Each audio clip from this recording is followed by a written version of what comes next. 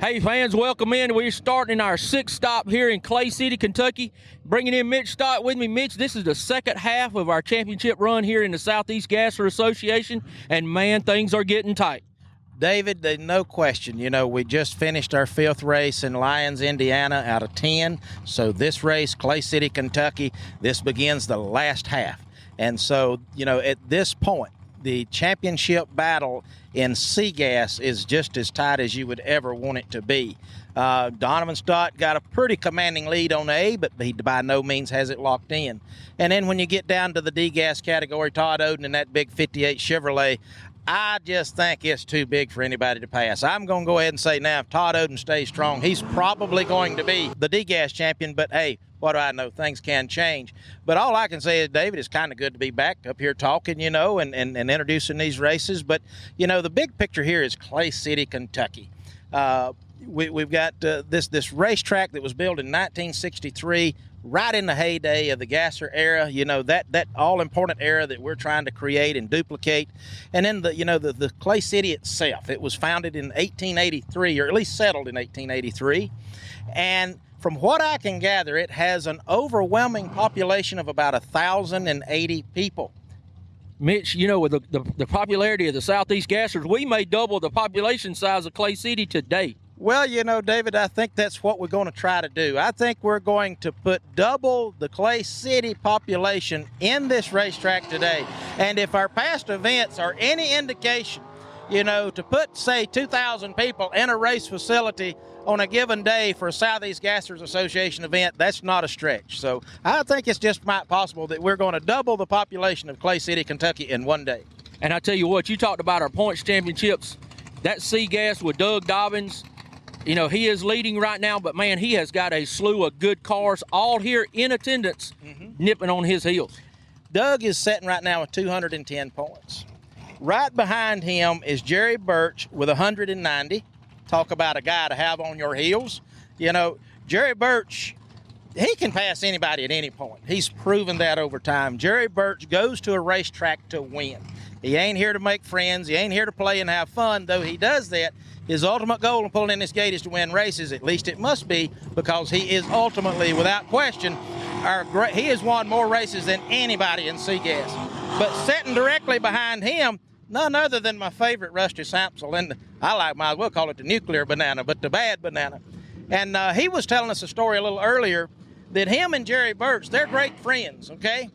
But he said that the bad banana doesn't like the Freebird car for C. He said it's some kind of bad omen between the two cars. He said, we as people, we're great friends, but our two cars hate each other.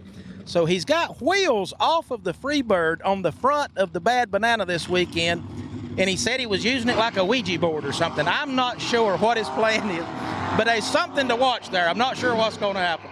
Well, and you're talking about Jerry Birch and Joey, his brother. They are the defending champions here at Clay City, so that could really play into there, because they know how to get down this racetrack. Well, never would I take anything from Doug Dobbins. He's set number one for a reason, and it's because he is capable of winning races, and he's got a super bad race car. But as you just said, Jerry Birch has basically won at every venue that the Southeast Gassers has raced at years past, or races past. So, that's going to be a very interesting matchup, and I am going to say that I as much as old Rusty and his car is just my favorite, I'm sorry, I am going to say that I think the final is going to come down between Doug and Jerry Birch, and buddy, that's going to be one to watch. It really is, and folks, we're glad to be bringing you the action right here on our YouTube channel. As always, make sure you tell your friends about Southeast Gassers. And we're ready to get started. We got some guys doing some practicing here before we get ready for qualifications, Mitch. And I'm excited about what we're going to see here today. Well, no doubt. Clay City is a wonderful racetrack. Scotty Richardson is now running this thing and making all the changes. I have no question with Scotty's racing history of he is in the bracket sportsman classes. There's no name greater than Scotty Richardson's. And so I know that he knows what a racetrack requires. And so I think we're going to have an excellent facility, deadly consistent runs, but probably a lot of parts breakage, because I think Scotty's going to have this track with like killer teeth in it. And I can't wait to see those top-end shots, because that's ultimately where this is going to be decided. Drone South's going to give us a great camera view down there today. Definitely. Brad's been filming our races through Drone South here for the last, I guess, year and a half now. and gives us phenomenal footage everywhere we go. And no question, David, that finish line, what makes that so important? Because that's the deciding factor. Heads up, first one to the finish line wins here in the Southeast Gassers. Yeah, they ain't no redos, none of that. You either get to that stripe first or you just pack it up and go to the house. And that's how we're doing it right here in the previews, folks. And here comes your action.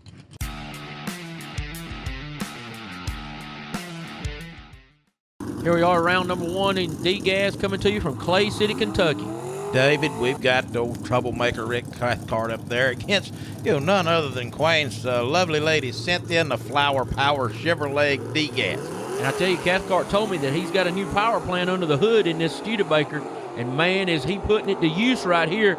Looks like he's going to drive it out the back door and take the win right here over Cynthia. Both cars left together, David, that they did. Cynthia, seems unfortunate for her. This is her second race she's contested, and she had Rick Cathcart first round the last time, and I believe old Rick may just be her nemesis. There you see Tony Zampata in that beautiful Henry J. Henry J, not a car you see every day, but you're likely to see more of them on a drag strip than you would a 58 Chevrolet. Yeah, big old 58 Chevrolet Delray right there. Todd Oden in the Double X. Todd Oden Double X happened to be your current points leader in D-Gas, taking a win straight down the racetrack. It takes a lot of horsepower to make that big old tank move. And I like the way when he hits second gear, you can tell he's shifting because that thing's bouncing up and down like crazy. And if you can, just listen right here at this finish line shot at the sound of that engine.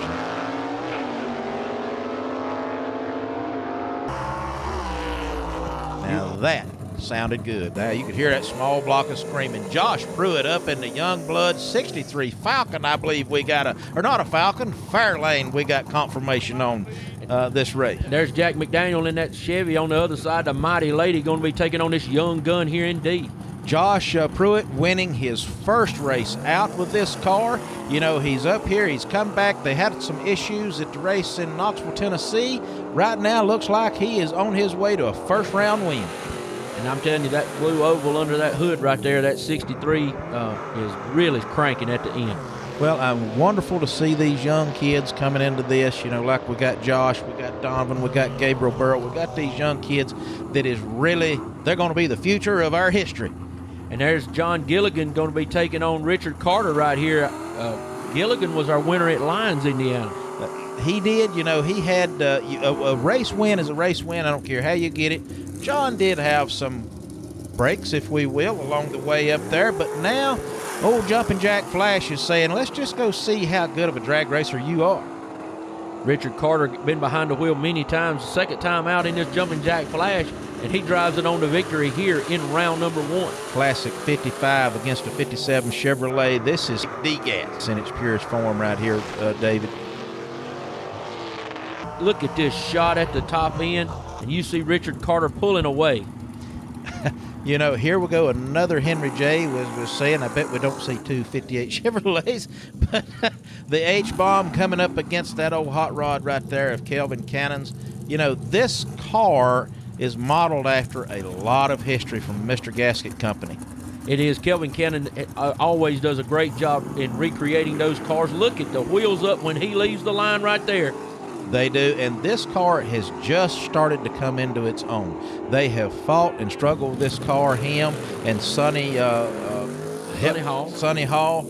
These guys have they work together, they build all these cars together, they've just got this one working. And look at this shot at the end. Kelvin Cannon literally by a nose. Good thing we had lights and clocks down there to determine the winner of that one.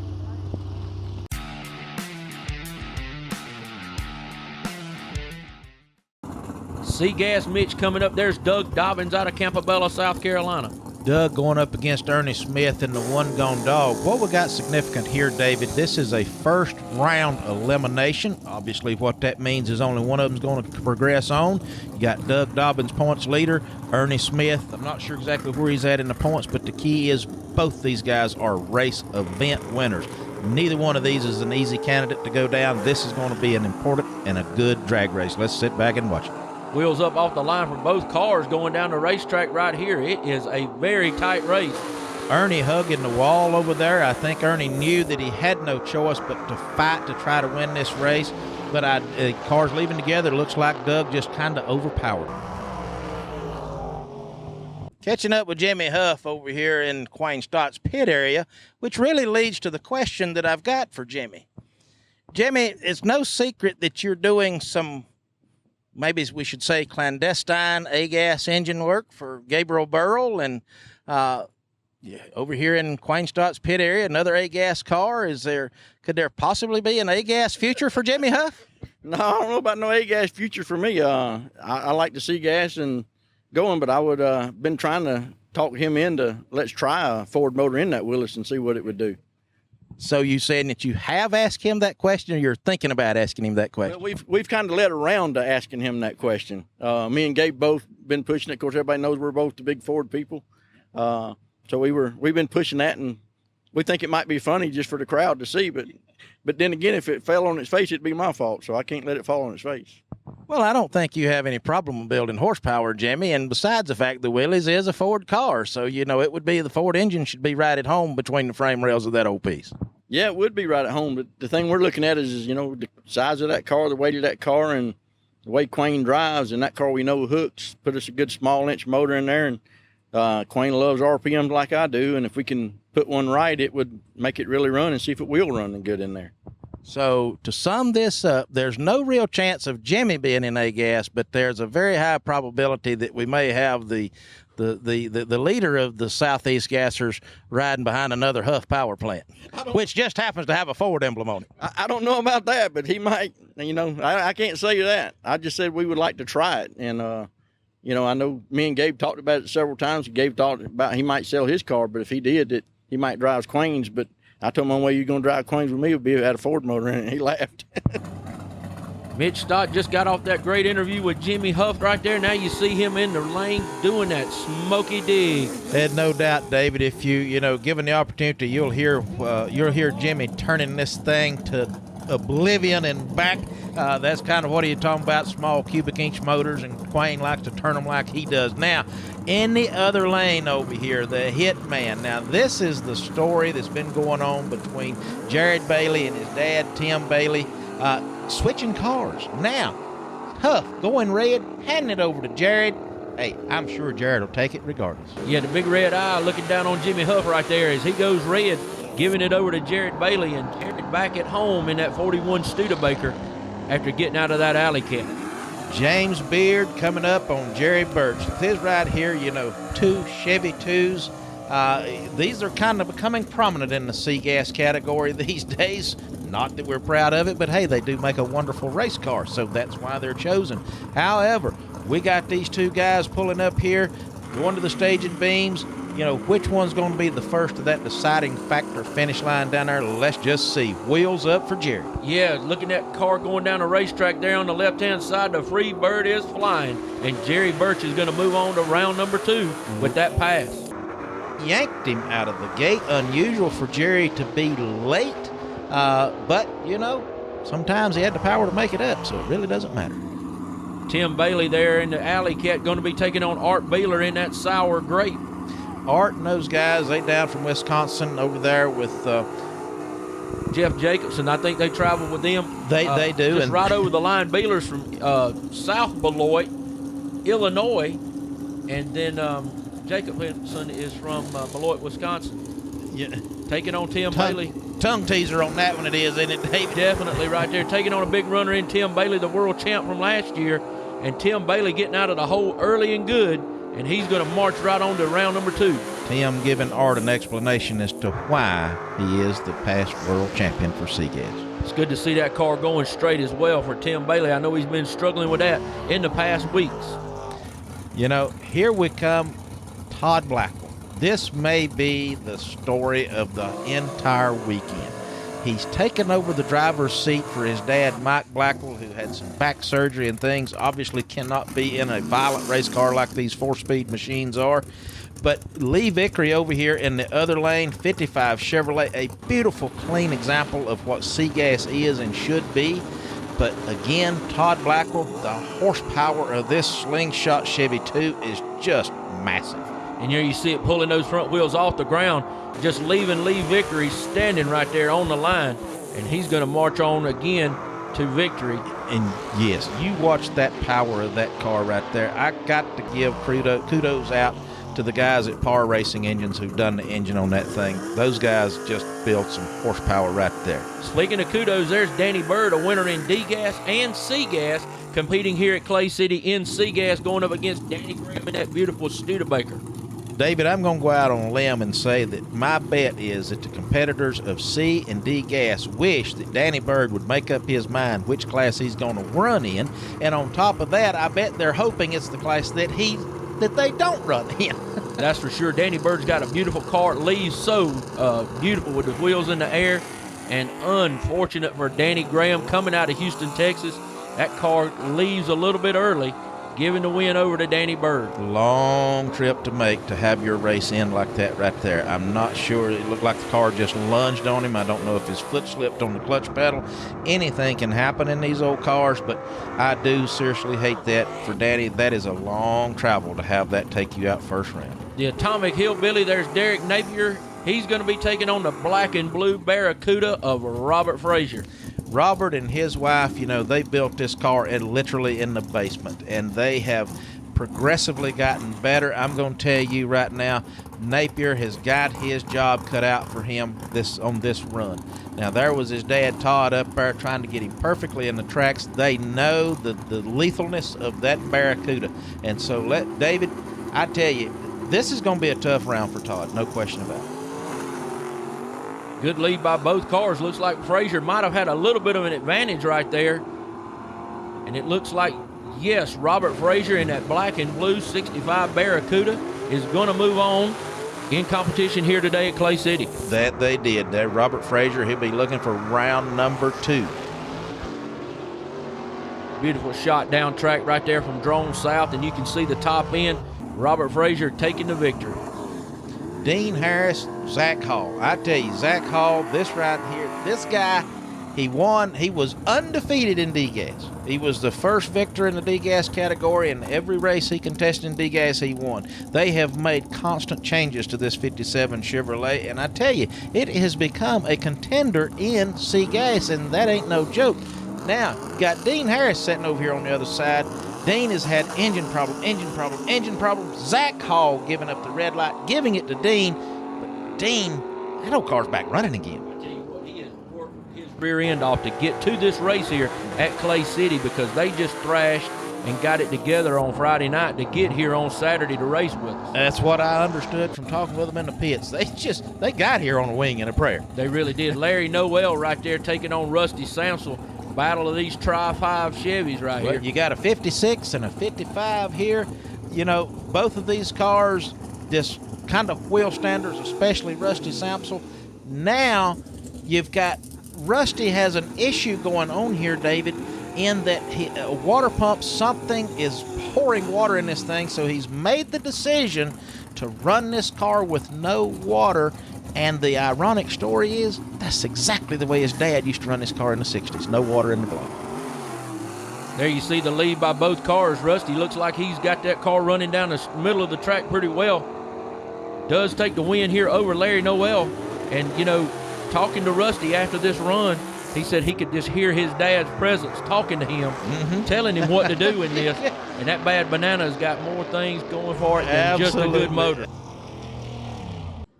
Catching up with Jeff and Amanda Jacobson, and as beautiful as their race car is and as wonderful a team as they are, husband and wife team and race partners, Amanda, is there a little surprise we got going on? Yeah, I guess. We're doing January, so that's exciting. Well, Jeff, I think you may know, but maybe you don't. There is going to be a couple of life changes come about here. Do you even begin to think you're ready? Oh, I'm ready. We've talked about it over the years, and we're excited about it. Can't wait.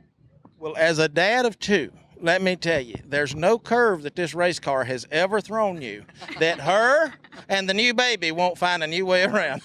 Yeah, I'm sure. Well, again, just wanted to catch up with you guys, and good luck on race day. Thank you. And most importantly, good luck and God bless on the baby. Thank you, Mitch.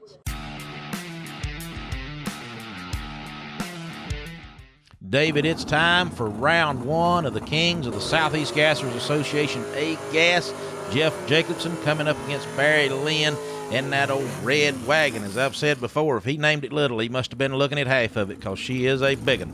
Both cars big and wide, and I like that. And I tell you, I love the fact that we're racing at night under the lights, and to see the headlights on these cars working is just a thing of beauty. That it is. That it most certainly is. And by the way, that's one of the rules back in the day. The lights had to be there, and they had to be operational. Back in 1967, that was part of the NHRA rule book. Barry Lynn taking a little time to stage. He is in. Now then comes Barry. He is taking his time. Boy, woo, finally in there. Here, what's going to happen? No, the tree. A little bit long A here. little long on the tree. Sounds to me like that Jeff's motor a little flat. The tree could have had something to do with that. I'm not sure. Barry Lynn taking the victory. That is an upset right there, David. Beautiful lead by both cars right here. We'll see it in this shot. Look at the wheels get up and the weight transfer on those big, heavy cars as we talked about before. Yeah, don't know what happened on the tree right there, but Barry Lynn coming around him on the top end, maybe where that car laid over just a little bit. Catching up with Tony Turner right here in the Mosquito-powered Chrysler 392 Hemi.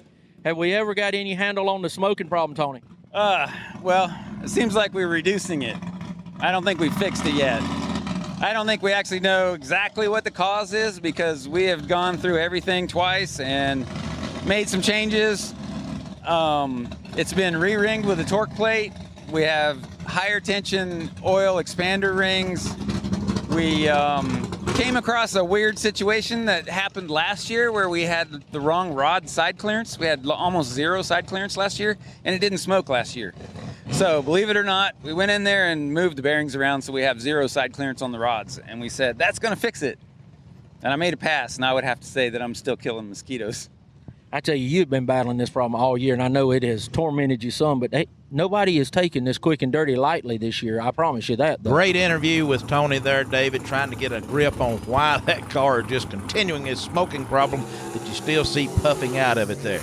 And he's got a tough hombre coming up right here in that number one qualifier, Kenneth Phillips, in that beautiful 1958 Silver Streak 2. No question about it.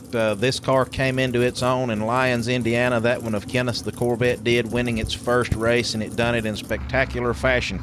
Now, as I've said, quick and dirty, Tony Turner over here, I think he's kind of getting frustrated with that old 392 Hemi, but at the same time, I know he's probably going to keep fighting that thing now. He better have it working for this round, David. He looks like he might have treated him just a little bit, but Kenneth Phillips with that big horsepower drives right on by him for the win.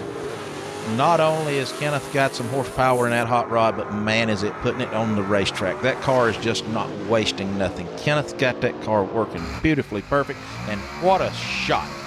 Yes, he's pulling away from that old Dodge over there, but man, was that not a cool look. And there's another good-looking car, Gabriel Burrow going alongside of Ben Christopher in that Anglia. You know, the Ben Christopher's Anglia, that is a really nice, neat, very well-built car, but man, that thing is like a bucking bronco. It has fought him from day one, which is very characteristic of the little short Anglias, but the point is, when you do finally find that lock, to the key to that lock, it really will be a great race car for him. Gabriel Burrow, Southern Flyer, number 2 in the points, fighting with everything he's got to hang on. Just watch this launch. Beautiful. Beautiful run, David. It sure is, and look at that Jimmy Hub horsepower taking him down the track to victory. Great job on Gabriel's part. One more round under his belt to hold on to that number 2 position, and what a great view right here. Both those cars screaming right down the racetrack. A big win for Gabriel. There you see Donovan Stott going to be taking on Gary Klein right here. Donovan in another Anglia, the popular white trash, taking on that Tasmanian Devil. No question about it, David. We was just talking about the car of Ben Christopher's, his Anglia. Let me tell you, Donovan's white trash Anglia may look like it's ironed out and a perfect race car going down the racetrack. Let me tell you, that's only because there's about 4 years on this old piece. That thing fought just as hard as Ben's did for a while. Now, Gary Klein, he better have his ducks in a row because Donovan is hungry. looks like Gary may not quite have been ready for that tree when it come on. And I'm going to tell you, if you're racing that white trash Angley and Donovan Stott, you better have that clutch pedal ready to drop. No doubt, even at the first race of the season, but at this point in, Donovan is number one in the points, a pretty healthy lead, but does not have it wrapped up. And let me tell you, I know that he wants to finish that deal. Hey, we want to welcome back, look at this in the box right now, the 70-plus-year-old Sonny Hall in that Sunshine Express coming back here to Clay City, Kentucky. This may be one of the better stories. Sonny Hall, an excellent supporter, campaigner, racer, car owner, car builder. He is all of the above. Part of the Southeast Gassers Association, had a serious bout with some heart-related issues in the hospital. I'm understanding a near-death experiences, but by the grace of God, he's back here. He's racing with us. And, Sonny once told me, he said, I'm not sure why I'm still here, but the Lord's keeping me here for something. It must be those wheels up leaves right there. What a beautiful shot right there as both those cars leave the line. Out on a limb here and say that, you're making Mr. Gasket proud in this thing. We're making rounds with this old hot rod today, and while it's not exactly been the most favorable car to you in races past, it looks to really be coming into its own. It's doing a lot better. We changed the rear end out this weekend, or last week, and I guess I'm getting more used to it too. I'm getting used to it being off the ground, so, but it's doing great today. It really is. It's been a surprising day. Of course, Sonny's back, so this is big for Sonny because this is Sonny's car. Me and him built it together, and this is making him real proud. So it's meaning a lot right now. Yeah. Well, of course, speaking about Sonny Hall, he's one of our more prestigious racers, if you will, runs the Sunshine Express Angley, and he's been out with some pretty serious heart issues, and so he's back joined us this weekend, and to have you in one of his partner cars going rounds, I'm sure is a big deal. So, Kevin, good luck, brother. We look to see you in some final rounds.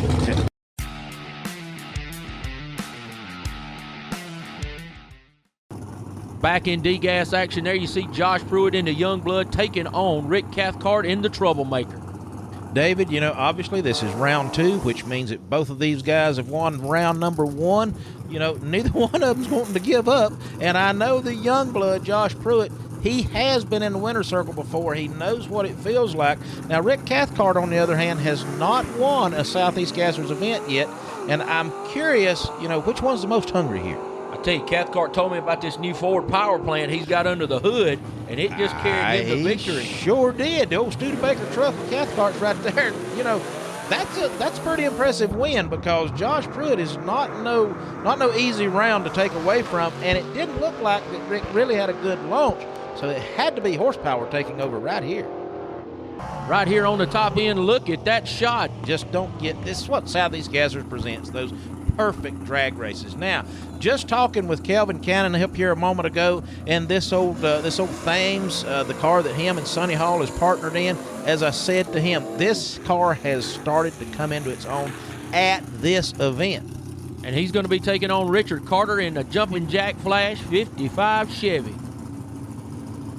This right here would have been a perfect matchup to have seen in 1967. Both of these cars, very prominent body styles in that time. Although the Thames was rare to see, but that Mr. Gasket Thames was very prominent.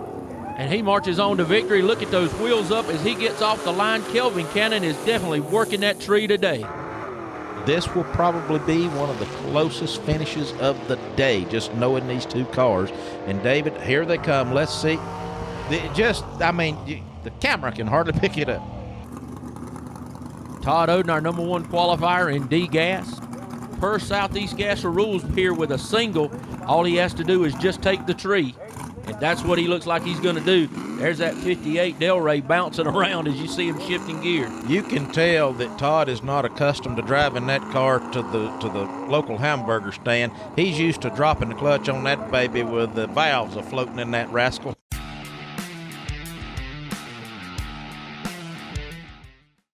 C-Gas, there you see Tim Bailey, our world champ from last year, taking on Robert Frazier in the black and blue Barracuda. This should be a good matchup here, David. I think these two cars are pretty evenly paired. Obviously, Tim Bailey has won a championship, but he's really never won a race. Now, the other factor is the black and blue Cuda. He's not won a championship or a race, and he's certainly not going to win this one. Something going on with Robert. And looks like Robert had some problems, and there's Tim Bailey marching on in that beautiful 41 Willis to the next round of Seagas. You know, that's just how these things are done, one round at a time, David.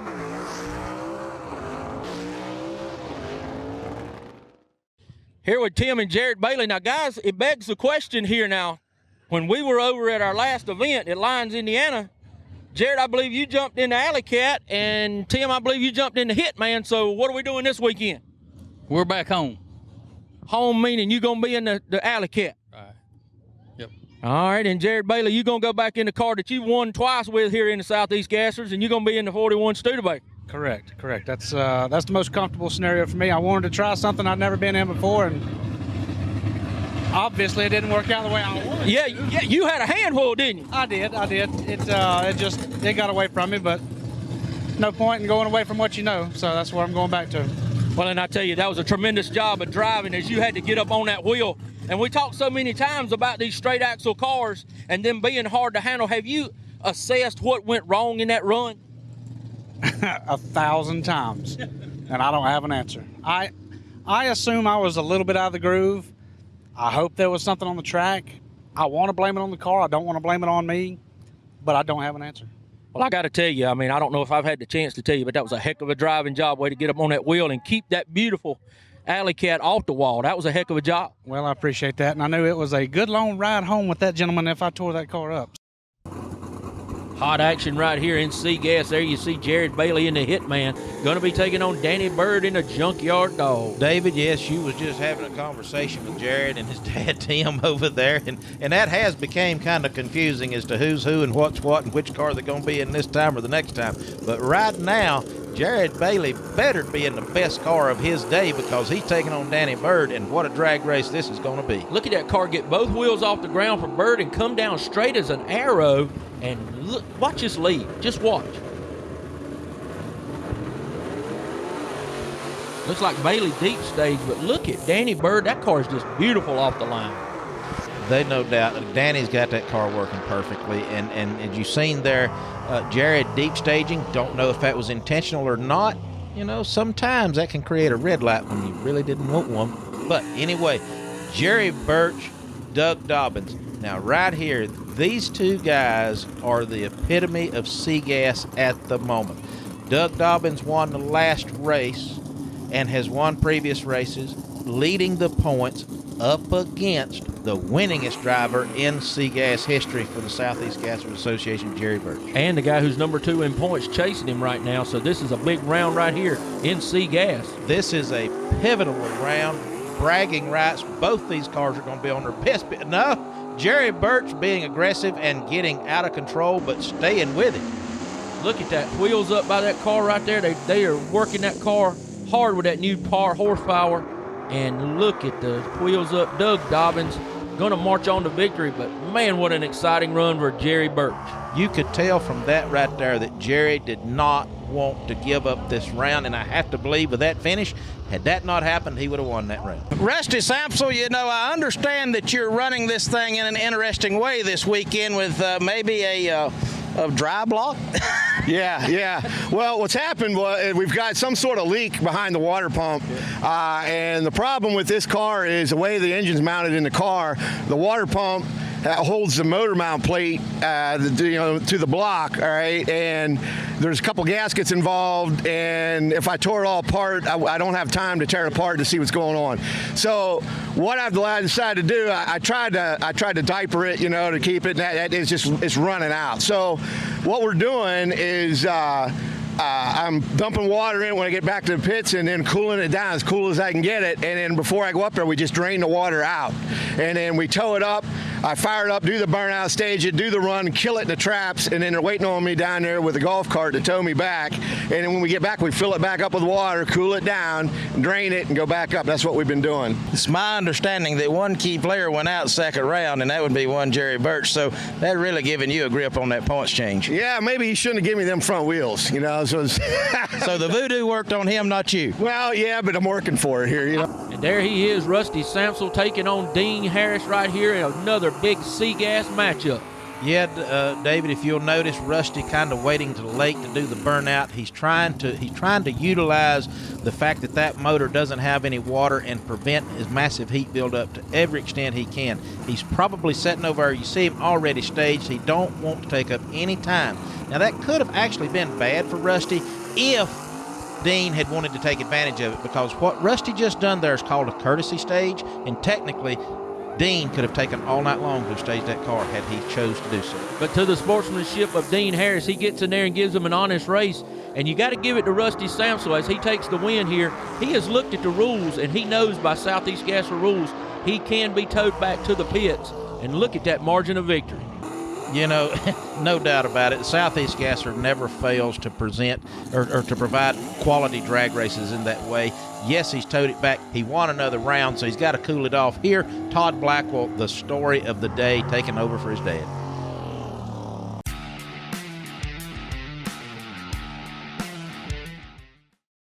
A-Gas, David, the kings of the sport. I never tire of saying that. Kenneth Phillips coming up against Wayne Stott. This right here should be a great matchup. Two beautiful race cars, 40 Willys against a 58 Corvette. You know, this is going to be a showdown, right? It is, Mitch, and there you see Wayne Stott doing that big dry hop right there, getting ready for this monumental matchup. That's the way they done it in the 60s, David. That was the only real way they had of testing that racetrack and knowing how to leave the RPMs to launch these cars with. Here they go. Beautiful lead by both cars. You know, this is just a simple drag race right here.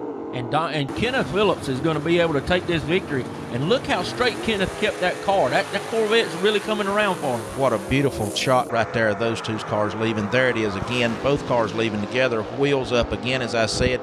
A pure essence of a drag race just happened right there. Kenneth Phillips, you know, you're making rounds. You won the last race. We're going into the third round here. You just took out a past pro-modified world champion, not to mention the founder of this deal, Wayne Stott.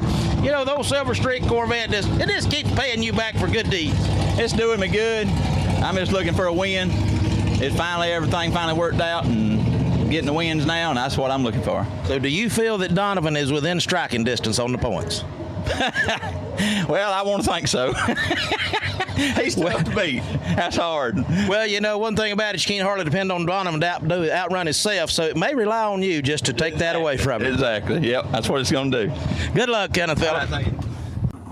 Here we go, Donovan Stott in the Anglia and Barry Lynn in the Little Red Wagon. And speaking of a contrast in cars, this is definitely the big and the little of it. Yeah, David, this is about as two cars as far away from one another as you'll get. That big old Chevelle wagon of Barry's up against that little tiny Anglia of Donovan. But now, right here's the situation I was just talking to Kenneth about. Donovan, you know, if he outruns himself here, red light, a screw up, something along them lines, then he's helping these guys beat him. But as I told David or Kenneth, there's not really, Donovan really doesn't do that. So now Kenneth's probably sitting back there saying, come on, Barry.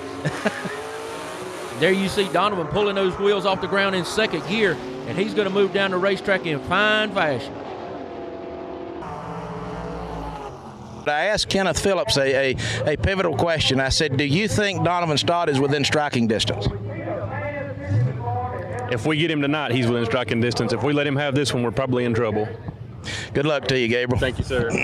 And Mitch, right out of that interview, here's Gabriel Burrell on a bye run. That's correct, David, and this is very critical for Gabriel because he needs lane choice. Exactly what he was saying. If they can take Donovan out at this race, they have a chance at catching him in the points. So Gabriel has Donovan next round. If he can get lane choice, put him in an uncomfortable lane, then he has a chance of taking him out early.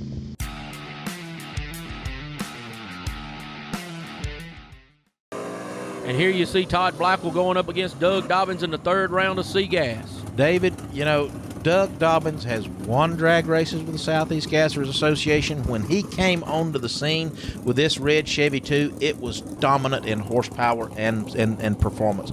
Now, the tables have turned just a little bit here. Doug Dobbins is actually trying, I'm going to use the word running scared, because that slingshot Chevy 2 is lethal, and I don't mean maybe.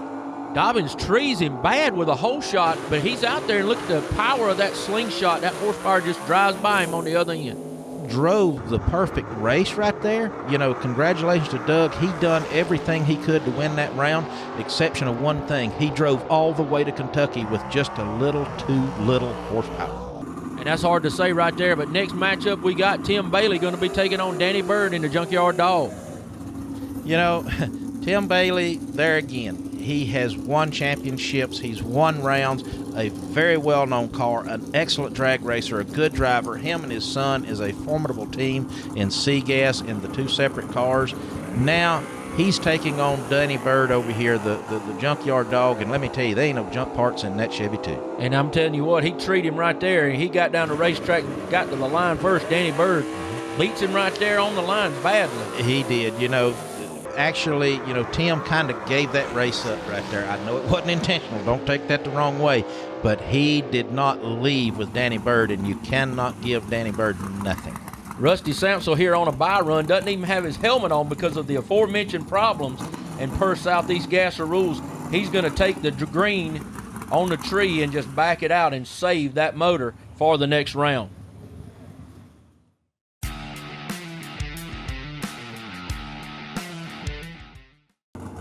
And on to the semifinals here in D-Gas. There's Rick Cathcart in that Studebaker truck. Well, I tell you what, he better be able to create some trouble because he's got Todd Oden in the other lane, and that 58 Chevrolet ain't no slouch. It's won races, it's leading the points, it's everything above. So right now, Rick Cathcart, that good side shot of him right there, he better get that window already rolled up and ready to do battle because here comes Todd Oden out of the water, heating them hides, ready to hook that big Chevy up. And he's not going to leave that water until his dad right alongside tells him so, too. You know, they make a great team, him and his dad. You know, it's wonderful to see these generations of people. Speaking of generations, look at those stands right there. It's late in the evening, late in the rounds, and Kentucky loves drag racing, and right there's a fine example. This place is still packed to the hills. Good lead by Todd Oden right there, and you see that Studebaker chasing him down, but I don't know if he's going to be able to catch the double X. You know, Todd Oden in that 58, him and his dad together, they're just a lethal combination, and that's why they're leading the points. That's something to be said right there, because I think I saw daylight under the front wheels of that 58 Chevy right there. When you see that, Todd Oden means business. When you get the front end of a 58 Chevrolet up without a jack, you've got some serious horsepower under the hood. Now, Kelvin Cannon coming up here with that old Mr. Gasket Thames, a buy run. Obviously, for those who may not know, buy runs are created when we have an uneven ladder number. So Kelvin gets a buy run. Wonderful advancement into the next round for him. In the old Junkyard Dog Chevy 2, through all of the motors, the parts, the carnage, it just keeps on making rounds. I mean, you know, and here you are with a buy run into the finals. Well, it's still a NHRA stock eliminator motor. Yeah. I didn't know stock cars or NHRA stockers had this much power, because I tell you, this thing is really performing in C-Gas, which, by the way, for most people don't know, that's a move up from D-Gas for you, I guess, because of the motor combination. Right. It's 339 cubic inches. We just couldn't get it heavy enough to get into D. Right. So we'll just move to C and we'll go dominate there. Yeah. Good luck, Danny. We'll still look for you in the finals.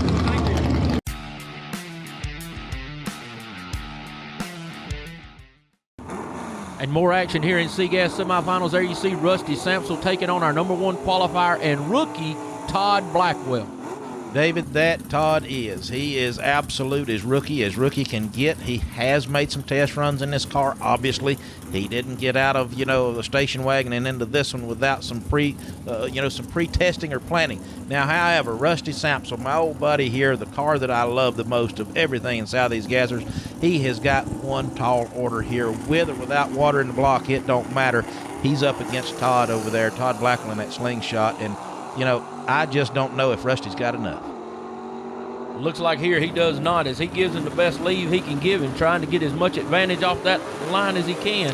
Looking at it from this angle, David, they left pretty close together. Rusty may have had a slight advantage, but when you run in that slingshot Chevy too, you better to have a daylight advantage. That's for sure, and there you see the advantage is more than daylight right here. Watch this lead. And look at the power of that slingshot just take over. That par horsepower is really doing work in C-Gas. That right there will show you what kind of got all the other competitors in C-Gas stirred up right now. Now, talk about a man making horsepower. He makes rounds in any class he contests. Danny Bird, again, buy run, taking the light up here as Southeast Gasser rules stipulate.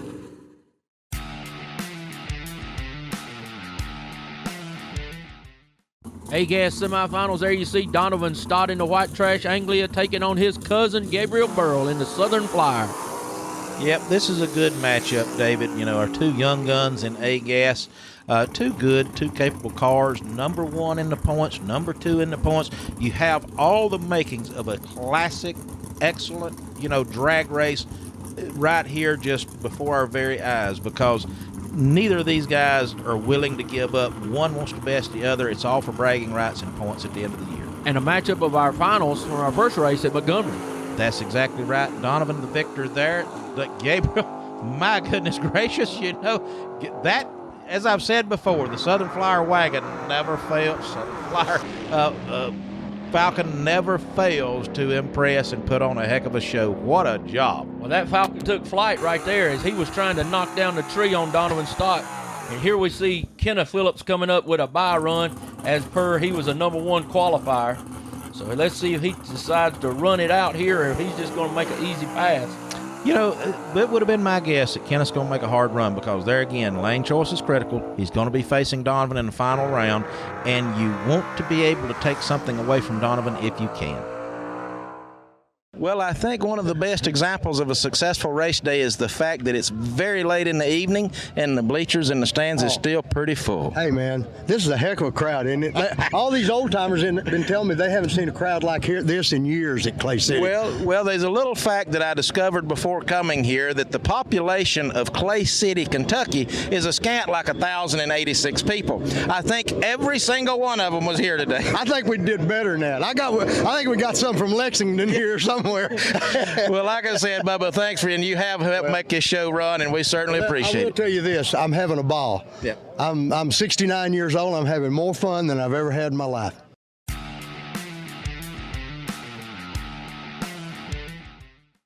Final time here, Mitch and D-Gas. Kelvin Cannon taking on Todd Oden. That's exactly right, David. This is the round that they have traveled all these miles for. They beat their way through eliminations. These two guys are standing tall for the final round.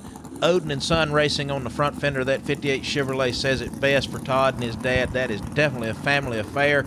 This right here, Kelvin Cannon, this old Thames panel. Now you've got Sonny Hall and Kelvin. This would be a wonderful win for these two guys. But I'm going to tell you right now, I have to believe that Todd is the upper dog in this situation right here. Most definitely. Wheels up for Kelvin Cannon, and that car moves violently over toward the center line. Going to take some time off of his, but Todd Oden's going to march right down the track to victory. Well, what you've seen there with Kelvin is another prime example of our competitors not willing to give up so easy. He's still fighting that car, even though it's getting out of the groove. He's going down. He's making gear changes. He's thinking it's not over till the fat lady sings, and she just sings. And you got to know that Quayne Stott's loving that, putting the driver back in control of the car, just what he wanted with the Southeast Gassers. Not only have you won this race, my man, but you are absolutely destroying that points lead. Hey, I am so happy. I'm just, I love this old car, and I love this racing. This is great. Oh, and this definitely is a drag race to be had, for drivers and spectators alike. The excitement that these cars do and the challenges that they present is like nothing else in this world. But, the bigger story, Todd, like I said, you and Dad, a father-son team, first time racing with us. You've won races this year. This is your second, is that correct? That's right. And now you are, like I said, you are way at the top of the points championship right here. And I got a gentleman over here looking in. Come on in, Dad. He says no. But all jokes aside, brother, I want to give you a big congratulations. Hey, wonderful. We'll see you in the winter. Todd Oden in victory circle again. Todd, you took it in Knoxville, Tennessee. Here we are in Clay City, Kentucky. A clean sweep for you. Nobody even challenged you much. Man, this car is set on kill. It's getting on down the track. My dad's got this thing moving on.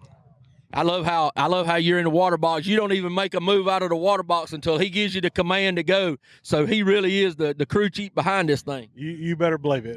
Everything he does to this car is what makes it fast. It's what makes us win. It's what teamwork's all about and family's all about. Well, I tell you what, Todd, I don't know what's going to happen the rest of the year, but buddy, you have got a commanding lead in our D-Gas category. You're going to be a tough man to beat. even if you do run into a little bit of trouble. Hey, I want to give a shout out to my son. He's at home with a broke arm. He couldn't be here, and I hate it because, you know, I love our family to all be together. But I just want to say hello to him, and I put one on the winner's circle for us. Well, buddy, you are the epitome of what we stand for here in the Southeast Gassers. Family, food, fast. We love to get together with you, and congratulations tonight on this win. Thank you so much. Todd Oden, your winner in D-Gas.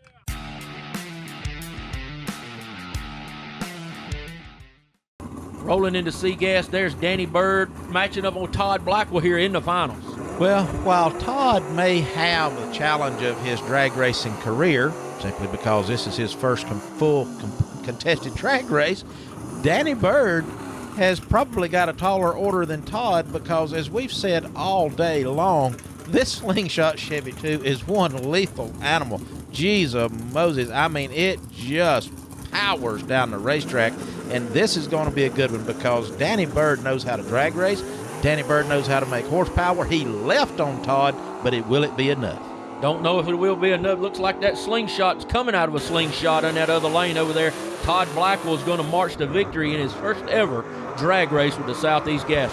You know, David, I got to tell you, I've had the pleasure of driving a few of these cars. I would like to drive that Chevy 2 right there. You know, Dad went to the finals, but Todd won the race. I'm here to tell you, man, what a weekend for you guys, the Blackwell family. Blessed with all definition of the word in every way, and now you've got a race win under your belt. That's right. It's that's quite exciting to come up here to Mountain Park Dragway and come walk away with a victory tonight. The slow slingshot car and all my wife and my family, everybody that come along with us. We had a crew of people, 10 I think it was, to come along and support us. And so we had a very good time and get to walk away with a win also. Absolutely. Well, a good friend of both of us, mutual friend Glenn Corn, church member that I go to. You know, I was talking with him last Sunday, and he said, I think I might go to Kentucky with them boys this weekend. And I said, well, come on, Glenn, we'll have a great time. And Glenn, if you're watching, you should have been here because this was a really good race. Congratulations, Todd. Right. See you guys in the winner's circle. Thank you very much. We are Todd Blackwell in Clay City, Kentucky. Brother, you have took this thing to victory lane. What in the world? Yeah, we did it. I'd first off like to thank the good Lord for making it possible today. He's been good. And I'd like to thank my wife and my mom and my dad and Ethan and Brittany and Uncle Ron and all my whole crew that came up here with us. And my children, they're back there saying, you better mention us. and so, but I'd like to thank them all. We had a very good trip over here, and we thank the good Lord for allowing us to walk away with the victory. Well, just for our fans that might not know, you actually are subbing for your dad who had some back surgery, and I know Dad wanted to get you in the car, and what a way to debut this car, your first race, not debut the car, but debut you in your first race here. Man, you just swept right through this thing. Number one qualifier, all the way through the finals. There's no other way to be. That's right. Yeah, this car number was 451. But when you change the drivers, you got to change the number also. So we added an M for it for Mike. That's my dad, and this one's for him. Well, hey, congratulations. We know it's a family affair here with the Blackwells, and we're awful glad to have you as part of the Southeast Gassers. And this slingshot really showed them what's going on. C-Gas champion here tonight in Clay City, Kentucky. Congratulations. Thank you. Thank you.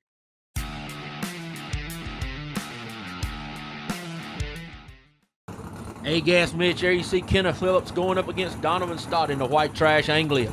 That it is, David. This is A-Gas final. Again, as in the other two classes, these two guys have stood tall all day long. They have fought the battles. Donovan Stott critical to him because I believe if he wins this round, which wins this race, that may lock the points up for him, and what a season that would be to lock it up with 4 or 5 races left to go. But no easy task right here with this 58 Corvette, the Silver Streak of Kenneth Phillips. You know, I asked Kenneth earlier, can Donovan be caught? You know, is it possible to stop him, to catch him? And what I really got from Kenneth was a big chuckle, and I hope so. So right now, Kenneth has an opportunity to do something about that. It's his job to take Donovan out. Put Donovan on the trailer, goes without being said, but it's more critical than ever right now because Donovan don't need to win this race. Car moving right on Phillips. Oh, he hits the wall. Oh, Kenneth Phillips dashes hopes right there as he hits the wall. Donovan Stott going to keep marching that Anglia on down to victory as he takes the win here in Clay City, Kentucky. just goes back to say what I've been saying all along. These guys are aggressive. These races are worth winning, and they want to win them. Donovan Stott, what a job. Look at, Kenneth's car spun right there. Did you see that, David? Yes. That car had uncharacteristically spun. Maybe he was a little more aggressive, drifted hard to the right, hit the wall. Kenneth just didn't want to give it up, but another one locked up for Donovan Stott. That right there is a win. That's kind of a payback win. Kenneth, he won the last race up in Indiana, and so I guess maybe this is just payback. But man, what a grip on them points. I questioned him because last week or the last race was at Indiana, and he took the left lane, and he had lane choice today. And I said, Kenneth, what lane you want?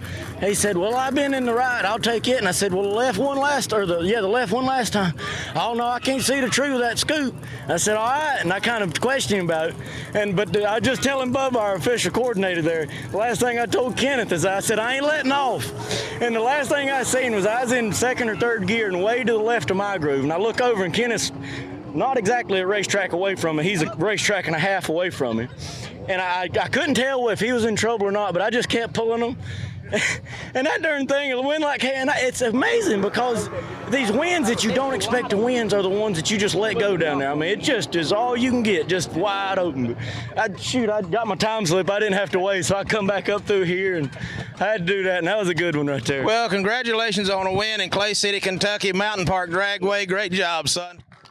Donovan Stott. Got your girlfriend a birthday present. Got your little girlfriend bringing you trophies to you, and you had parked this thing in Victory Lane in Clay City, Kentucky again, my friend. David, I don't even know what to say. I really don't. I was telling my mom just a while ago. I was up on the starting line at qualifying, just feeling like a fish out of water. I had my decent reaction times, but I wasn't on top of myself like I normally am, I guess. And then it's these most unexpected days that just take me so off guard. And, it's Megan's birthday. She just turned 21, so we'll give this one to her. She gets win money anyway. And it's just so good to be here and, to do this. And it's luck from heck, man. Like how many times Kenneth Phillips hit the wall? Never.